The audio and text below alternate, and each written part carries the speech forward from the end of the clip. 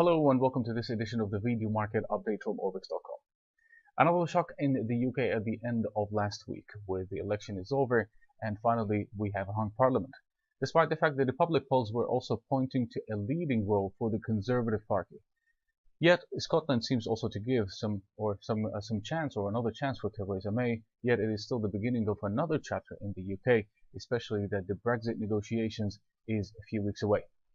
The British pound, of course, declined across the board, and as the market was pricing in a leading factor or a majority for the Conservative Party, despite that, May managed to form the government after some coalition earlier this weekend, which keeps also her in power for some time, at least unless the coalition collapses for any reason.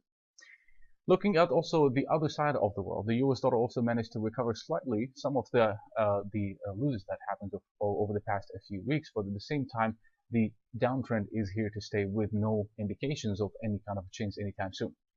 This week, all eyes will be headed toward the Federal Reserve decision, which set also to raise the Fed fund rate by almost 25 basis points. Yet, the rate hike does not matter anymore, as we noted many times before. What matters in this meeting, basically, or the most in this meeting, is the upcoming economic projections, and also in addition to that, we'll have to look at the view of the Federal Reserve about the timing of the next rate hike. In addition, which is the most important thing, is the discussion about unwinding the Federal Reserve balance sheet. And this is what everyone should be keeping an eye on over the next few days. There are a lot of scenarios and a lot of possibilities, especially after the recent slowing down in the US jobs sector, and in addition to that, the slowing down in some or even the major economic activities.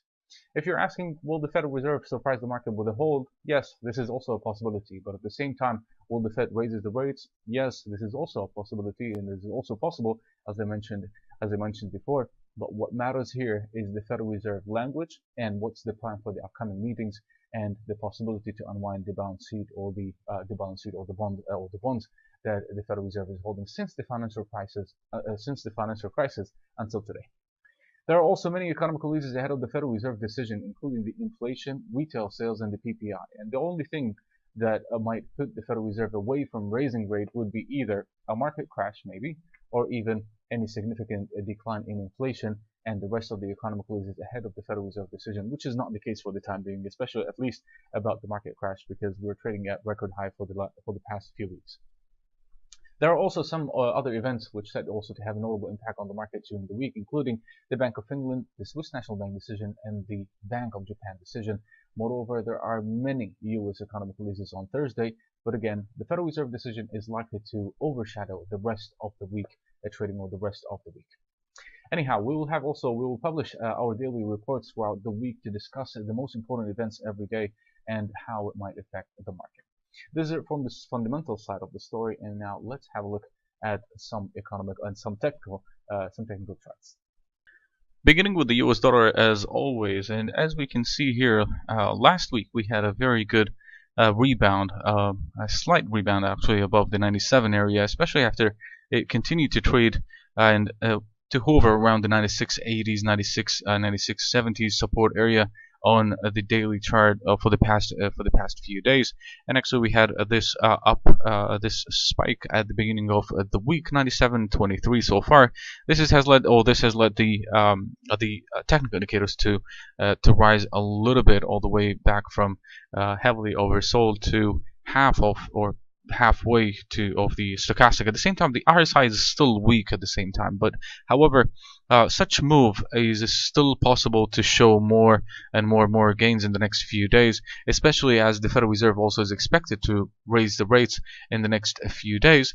But what you need to know also for the time being is that the Federal Reserve will matter the most for the US dollar index. Therefore, we might see some further gains in the next few days, all the way to 97.50s, also 97.60s. At the same time, as long as it stays below the 98.16, I would not change the bearish outlook for the time being anytime soon. At the same time, our next target remains at the 96.16, 96.17.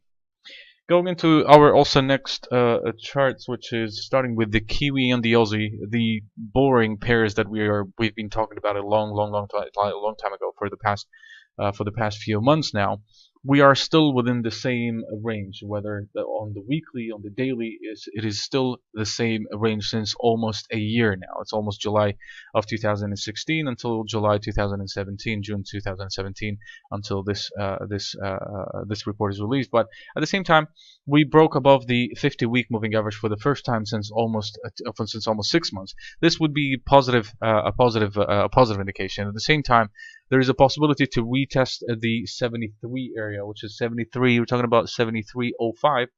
This is a possibility, but again, bear in mind that the Reserve Bank of New Zealand will not let the Aussie to rise that much, so an intervention is highly possible at that level, which I will be considering to short once again, unless we can see a clear break above that level or the 73 on the weekly chart.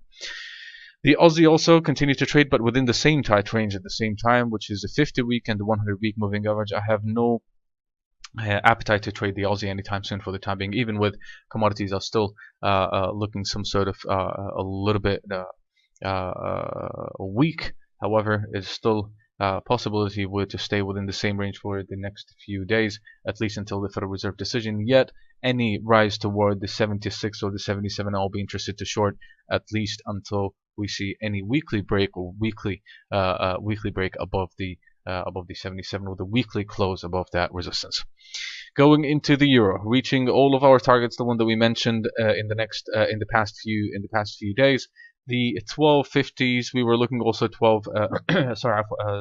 Excuse me. We were looking for 1280. We had 85 and then all the way back down. This is still, for the time being, a short-term retracement on the daily chart, which is also highly needed for the time being.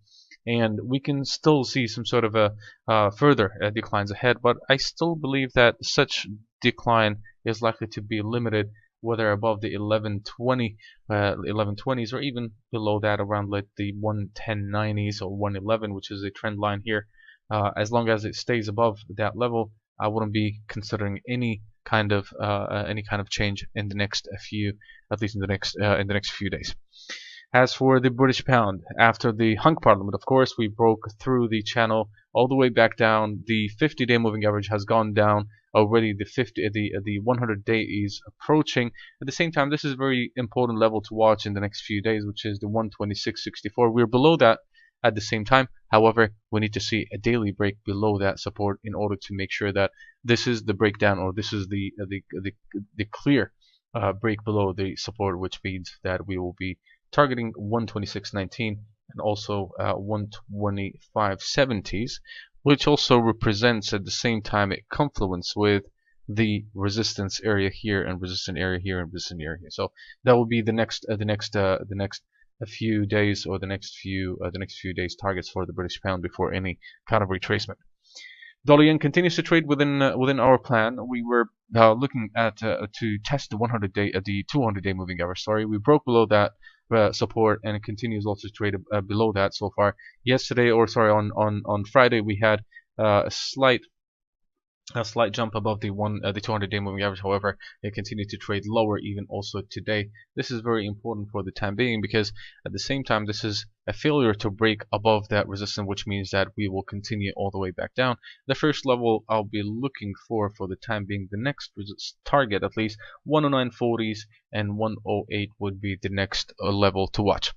As for gold and silver, gold managed to trade above the high of the year again, but at the same time we couldn't hold for a long time and continued also to decline back. This is still as a short-term retracement for gold. Also, I still believe as long as we're still trading above the moving average, including the 50, 100, and 200, this is still bullish on most of the time frames.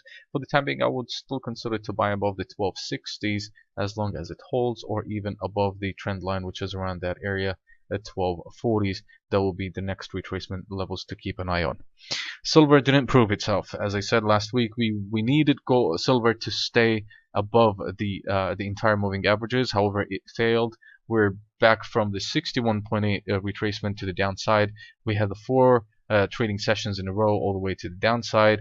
Right now, this is still a possibility for another leg lower, but at the same time, I would add another Fibonacci in here from the recent decline to keep an eye on the 50, which is today's low, and the 61.8, which would be a possibility to retest in the next few days at 1670, which is likely to hold, and I would like to see it holding before any kind of recovery. Still believe that silver has more potential, has a lot of potential in the next few days. So keep an eye on silver and gold in the next few days, as we believe the Federal Reserve decision will have the biggest impact on gold and silver.